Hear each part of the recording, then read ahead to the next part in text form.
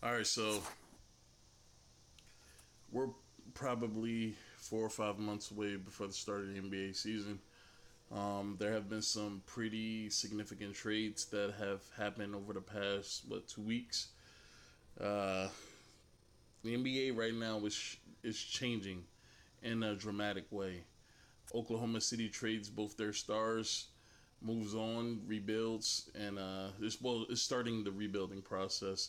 The Clippers jumped from eighth in the West, eighth best team in the West, to probably the top three teams, one of the top three teams in the West. And Toronto went from NBA champions to probably middling or probably somewhere in the later seedings as far as playoffs go.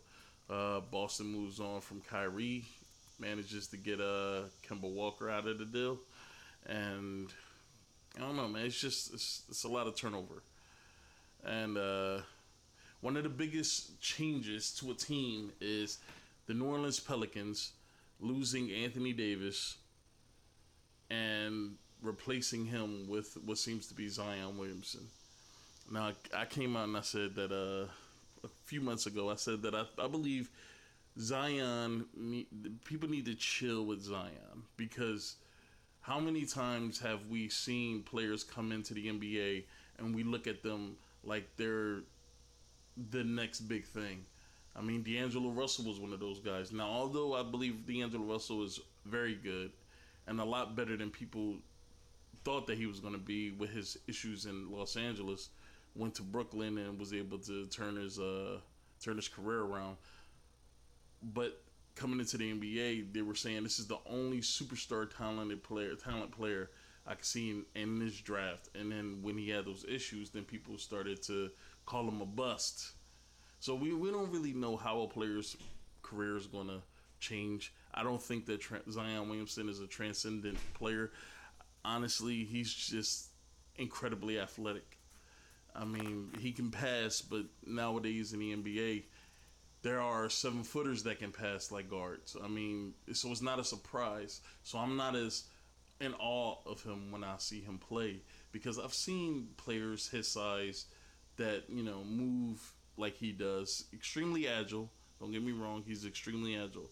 But we come to expect players to be of his ilk. So it's not a surprise to me. This is why I'm not in awe of him, because I'm not surprised at anything he's doing. Honestly, LeBron James doing what he was doing coming into the NBA was a lot more surprising, because he was tall, he had some weight on him, but he could move like a guard, he could pass like a guard, he could finish at the rim, like a force. I mean, he was far more impressive. So I'm gonna let them talk, and then I'll just provide some commentary. There has been a lot of talk about Zion really this whole year. Yep. Is he overrated or underrated in your opinion? Based on the hype that's around him, he's overrated. But do I think that he could be a special player in the league? Sure. I mean, this dude has an incredibly high ceiling. But just because a player has a high ceiling doesn't mean he'll reach those heights. So, just pump the brakes, man. Pump the brakes. Can't be underrated because no one's been more overrated than Zion. Really? And this will probably be one of the rare moments where I agree with Rob Parker. And I just have to say, man, I do think that he is overrated based on the hype. They were talking about this dude it was the second coming. It was ridiculous, the praise that this kid was getting. When you look at him in high school, his size, and you look at him in college, his size, this guy has NBA size. I'm talking like height and weight. He has an NBA style body. He's incredibly athletic. It'll be hard to defend a guy like that, especially when in college you're playing against a lot of subpar talent that won't even make it to the NBA. So I don't know, man. We got to see how he plays in the NBA first. We got to give him his first year before we start anointing this kid as the next great one. Step out here. I'm not the hater. And they're talking about him passing, LeBron passing the torch to Zion. What the fuck torch is LeBron passing Zion. Like, what torch is he giving him? What, the best player in the world torch? Sure, okay. I mean, once Zion has proven that he is one of the best players in the league, sure. I mean, but you got to give it some time. I don't know. I don't know if LeBron is going to be around that long, to be honest. But yeah, you got to give it some time, man. You got to give it some time. We haven't seen this kid play yet. I mean, I'm not saying that Greg Oden had the same hype around him, but Greg Oden has some hype. And although he has some injuries that did threaten his career, but could have threatened his career before he got to the NBA, I mean, people were pretty high on Greg Oden. That's why he went number 1 overall. And then he just couldn't stay healthy at all. I mean, it was one of the most disappointing NBA careers I've seen since I've been watching basketball. Next to like Tracy McGrady, where you got this kid that was obviously talented, but injuries pretty much plagued his career, and he was never able to live up to the potential that people had for him. So, who thinks he's going to be a boss and can't play? So that's not what we're talking about already. All right? You don't think? That's what I'm saying. He's not going to be a bust, man. He's not going to be a bust. You don't have that kind of skill, and unless you just a complete fuck up, you don't have that kind of skill, and you can't do anything with it. But do I think that he, based on the hype that is put around his name, do I think he'll be that great? No. We got to see first. Right, I'm not that guy. But please, pump the brakes on the Zion. Skip, we talk about this all the time. Prisoner of the moment, yes. Oh! That is a very popular and very relevant phrase in today's sports, is that people can tend to become prisoner of the moment when they see something they love. And it's usually when positive change happens for people, when people see change that they are open to, they're all for it. It's like gung-ho. They're ready to just go all in with it. And you can sometimes become a prisoner of the moment because you're not really thinking about the cons. It's all positives for you. And that's what I'm saying. Like this Zion thing, they're not talking about any negatives with his game. Like I said, man, when I watched him in the, although he averaged 28.5 points a game in the tournament, I watched every single Duke game besides the one they lost. That was the one I missed. But I watched the first 2 or 3 games that they had in the tournament, and Zion was not impressive. This is what I'm saying. I think R.J. Barrett, for the most part, might have a better career than Zion Williamson. It's a possibility, but he wasn't impressive, man, and he should have lost to Taco Fall and UCF. Honestly, I think they only won by a point, and I think UCF had them on the back of their heels for most of the game, especially Taco. Taco was on the ass. This is where we are. I know. You become that. And you have, Skip. I'm surprised at you because... Boy, it's a lot of moments. To talk about top 50 player already, Hall of Fame already... That's bullshit, and that's just dumb. Look, the reason why Skip is probably all for Zion becoming the next great one is because he's ready for LeBron to get the fuck out. He's ready for LeBron to go, and he's ready for somebody else to usurp him. This is why he's always trying to put Kevin Durant or anybody else above LeBron, because he's ready for LeBron to be casted out. He's ready for LeBron to go. And this is what I'm talking about, prisoner of the moment. Positive change. You're all for it. You go all in on it. And all this is total nonsense, especially since he's a man amongst boys. He hasn't even played Steph. Thank you. Like, he's played, like, if he's this size in high school, I've never watched Zion play in high school, but if he's this size or close to this size in high school, he's going to be, of course he's going to be great. Of course he's going to do things, like, and it may have benefited him playing against that kind of talent up to this point, because when you're just a man amongst boys, it allows you to try different things to try to evolve your game. Like, if you're on a daily basis, if you're averaging like 30 points a game in high school, and I'm not saying this is Zion, I'm just saying this is how I'm thinking about it. If you're averaging 30 points a game versus high school players, and you're just beasting on them because you're taller, you're bigger than them, and they just don't have the skills and capabilities you have, the game almost becomes too easy to where now you start freestyling and finding different things in your game. So honestly, I think this could have benefited him up to this point, playing against mediocre talent in high school, playing against subpar talent in college, because most of those players won't make it to the NBA. Like I just said, Taco Fall gave them a run in the NCAA tournament. They gave them a run, and they could have lost that game.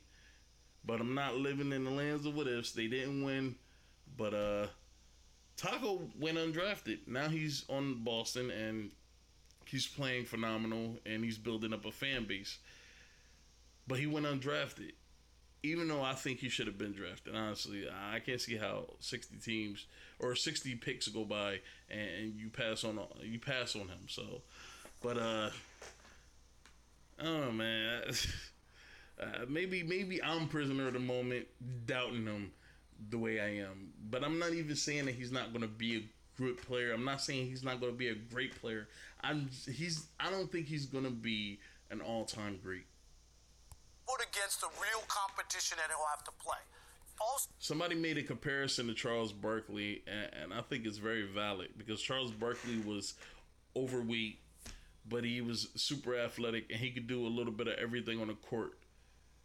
And honestly, I see a lot of Charles Barkley with his game than LeBron James, because they keep trying to compare LeBron to Jordan or Magic, and they're trying to compare Zion to LeBron. They're trying to compare Ben Simmons to LeBron. So once you get to the league, Skip, where you play, who your coach, who your teammates, a lot of that stuff factors in. And that's another thing, man. Like, and I said this before, Zion was on Duke. Duke had three players that were picked in the top 10 in the NBA draft. So come on, man. It's not like he was on some team that he put on his back and he carried them. No, man. He was on arguably the most talented college basketball team in the world. Are you serious, man? On whether or not guys succeed or not, if you're in the right system, right players around you. Let's not forget, and I understand why people are going crazy. We've seen college basketball has had a low. Markel Fultz was the number 1 overall pick. Anthony Bennett was the number 1 overall pick. So we've seen these. I don't know why Cleveland picked Anthony Bennett number 1 overall, but yeah, that was weird then, and it's still weird now to think that dude was the number 1 pick. Guys, right, who haven't lived up close to him. He's exciting, he's athletic, he does a lot of stuff. So there's a lot of reasons to go gaga, must-see TV. So I'm not going there. I'm not going to say all that. I'm going to say that it's very fun to watch a player like this, but I'm not going to say he's must-see TV. We got to see how his game evolves. Because if I got to sit there and just watch a player dunk for, 75 to 80% of the game, and that's it. That's all he can offer me. I mean, and I'm not wild by passes or anything like that. So you got to give a little bit more than just, bounce passes from half court and shit like that. I mean, I'm a different kind of dude when I watch basketball. I enjoy watching a player that can dominate every aspect of the game at an efficient level. That it makes me go, wow, okay, Jesus. That kind of thing. And I have yet to find somebody that is able to make me do that. I don't even know if a player came close to that, but I do enjoy the game. And then another thing that I enjoy, the reason why I watch basketball now, is because I love team sports where the team is better than the individuals. The team is more effective than the individuals. So I mean, I enjoy team sports because of that aspect, the camaraderie and the rapport that one person has to another, and how even though they lack in talent, it's able to carry them past some of the best players in the league, like Golden State. So, yeah, but I'll remind you, Andrew Wiggins was supposed to be the LeBron James of the North from Canada. I wouldn't say all that. Andrew Wiggins had a fair amount of hype around his name coming out of college, but the biggest knock against him was he wasn't aggressive enough.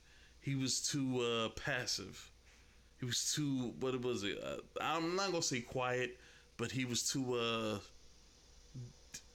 He didn't have that aggressive streak that he would need, I guess, to take his game to another level. But he didn't have that amount of hype around his name like that. Honestly, if anything, Jabari Parker and Andrew Wiggins combined had the LeBron kind of hype, because they were talking about these two kids like they were going to be the shit in the league for like the next 10 years. 5 years in, Skip, how many All-Star games has he made? As many as I have. 0. All right? Here's the other part. Christian Laettner is a top 5 college basketball player of all time. Yes. 2 championships. He also was on the Dream Team. He has some of the most unbelievable clutch moments in college basketball history, including that shot against... There are plenty of players. I feel like Rob Parker is going in circles now, because there are plenty of players that we can look at coming from college to the NBA that just didn't work out, even though they had all the talent in the world and they were some of the biggest college basketball players of all time, and just didn't work out in the league. And then there are some players we don't even pay attention to that turn out to be phenomenal players, like a Paul George, Kawhi Leonard, Draymond Green, like those kind of players. So, I mean, we could do this all day, really. Kentucky, Grant Hill throws the baseball pass. He's at the foul line. He turns around and shoots that jumper to wins the game. to beat Kentucky, right? Yep. He did make an NBA All-Star team. What? All-Star, and that was my point. Okay. Is as great as he was in College, when he got to the NBA, he was an also-ran. Christian Laettner. You could argue, Skip, right here, right now, is more famous for getting punched in the mouth by Jerry Stackhouse than anything he did in the NBA. So all I'm saying is, he's a great player with a great future, great potential, but please, do not crown him. We need to lay Dennis Green, right? You want to crown him? Crown him. But I'm not crowning Zion Williamson, not here, right, and not now. Yeah, it's too much hype. It's too much hype. And the only reason why it's hype is because he has yet to do anything of significance. He didn't even win. Like, he was on the most talented team last year. They didn't even win the damn tournament. And it's been a while since Duke has won a tournament, I believe. Yeah, it's been a while. I thought they won a couple years ago, but, like, they didn't even win last year. So, I mean, I don't know, man. Like, if this dude is as great as you saying he is, man, he should have been able to breeze through the fucking tournament, honestly.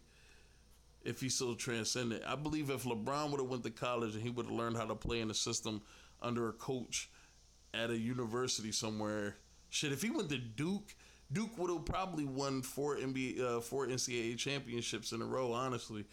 Because, I mean, this dude just was that much better than that. He was ready to come to the NBA out of high school. So if he would have went to college and made his game that much more complete, there would have been nobody that could stop him. So for Zion to be there 1 year, and this one and done thing is another reason why I don't think that the NBA is going to work out for this kid. The one and done thing. Because players are coming out of college a lot faster. But, you know, a lot of them aren't prepared mentally. And a lot of their games never reach the full potential because, you know, they leave college early. You know, so, and I think that was the biggest knock on LeBron. The biggest knock on LeBron is him not going to college, honestly.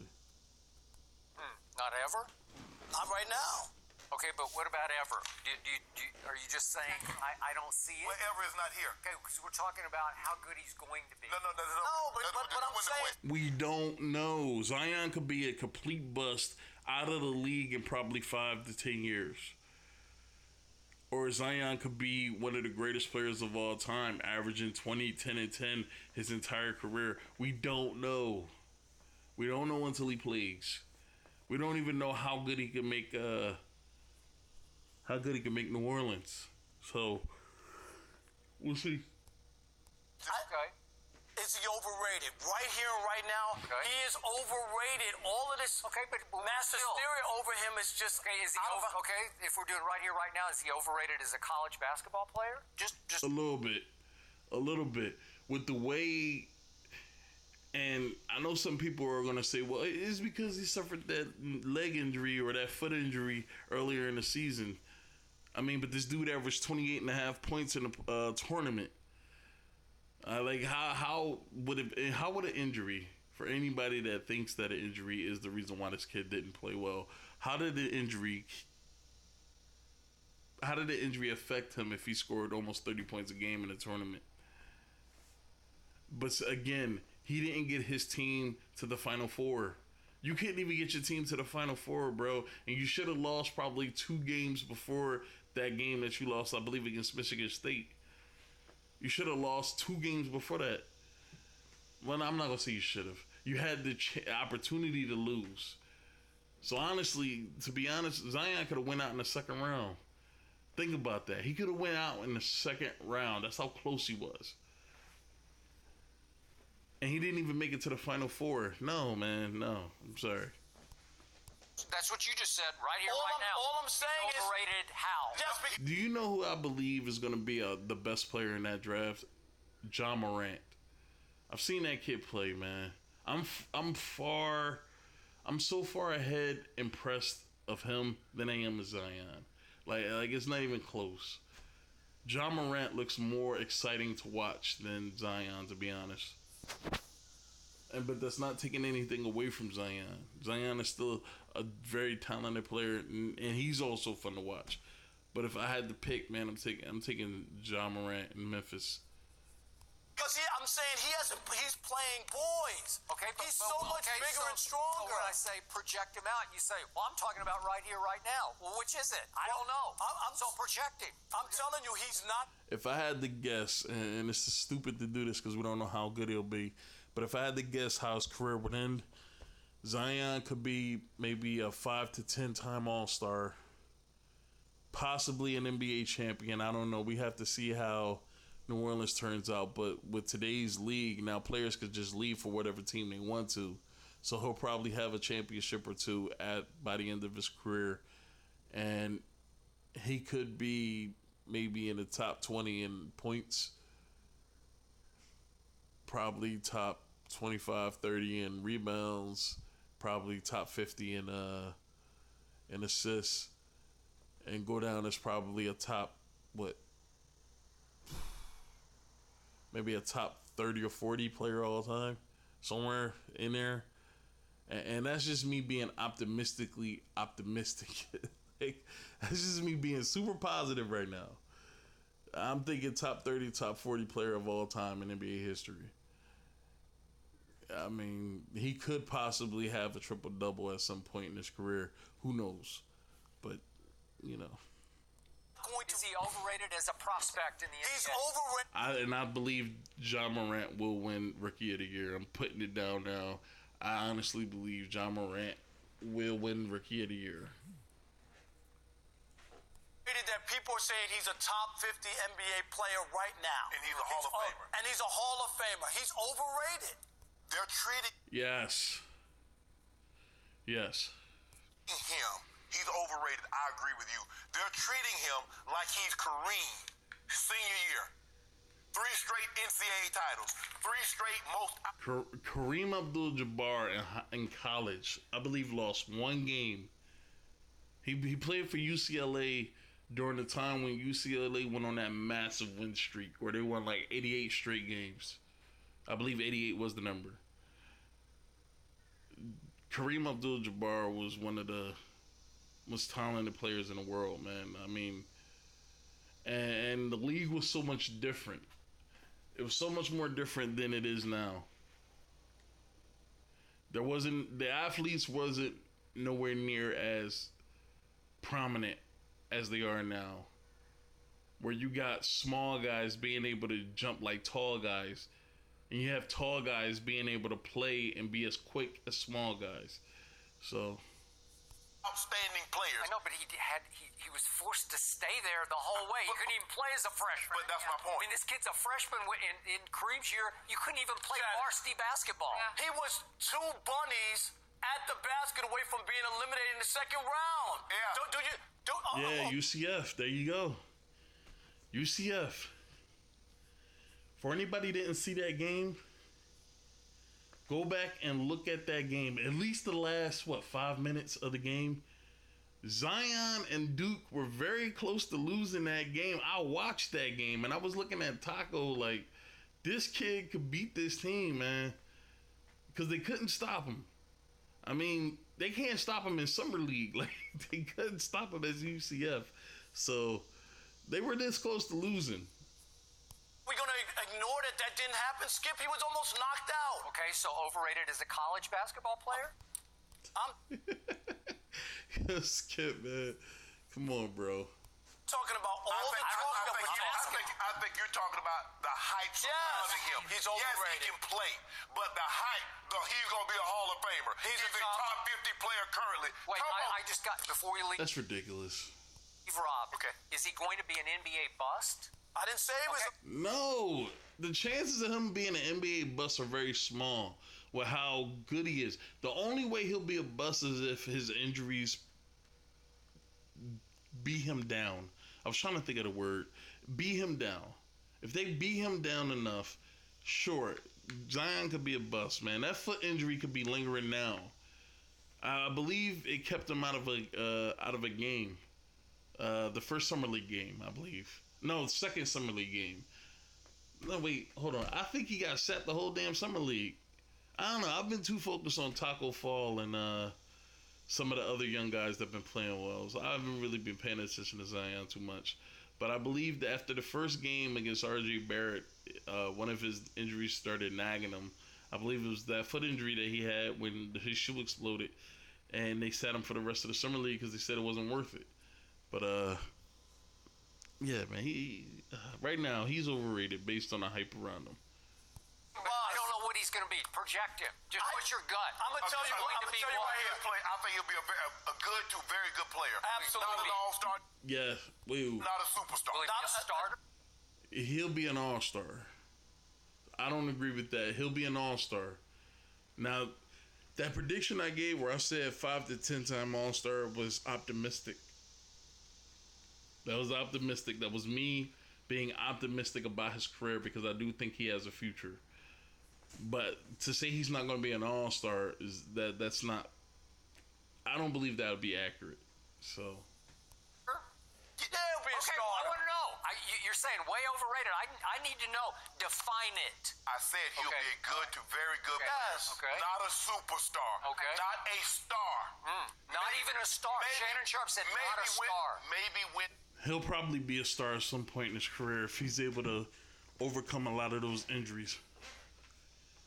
He'll be a star. Now, the one thing I can say about his game that's not so positive is that I don't think his game, he'll have to evolve his game to the point where he's able to do more than just jump out the gym. He's going to have to do a lot more because his style of play has, I'm not going to say zero longevity. It has a very short lifespan because eventually a lot of that physical shit you do will catch up, so we'll see. We got that on tape. Maybe He wins. the dunk contest. Okay. So But you he'll know what? win the dunk He might contest? even make the All-Star team because of the hype. Because of the fan voting, so he might get. We've seen that now. Magic Johnson made the All. That's the problem with giving the fans the ability to affect All-Star, and I get it. I get it. It's a show. You want the fans to be able to pick who they want to see. So don't call it an All-Star. Don't call it an All-Star game. Because I remember when Allen Iverson made the All-Star team when he shouldn't have. Kobe made the All-Star team when he shouldn't have. Like, you're just giving it Dirk, and they gave Dirk and D Wade All-Star. Like, come on, man. Like, that shit doesn't count.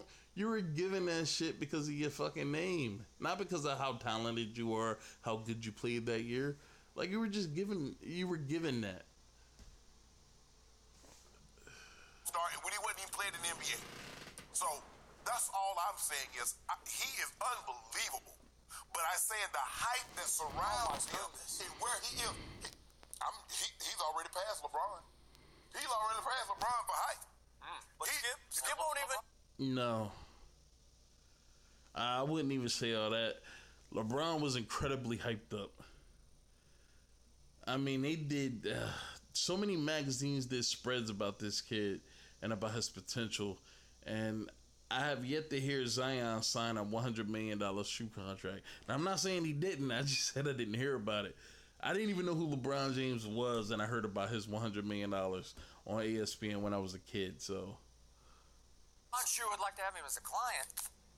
Did he not go to Blacksburg? And all right, I'm going to look at a little bit more of this video, once I close this out. I'm going to look at it a little bit more, see if anything is relevant or anything I want to talk about regarding the Zion situation. But thanks, man.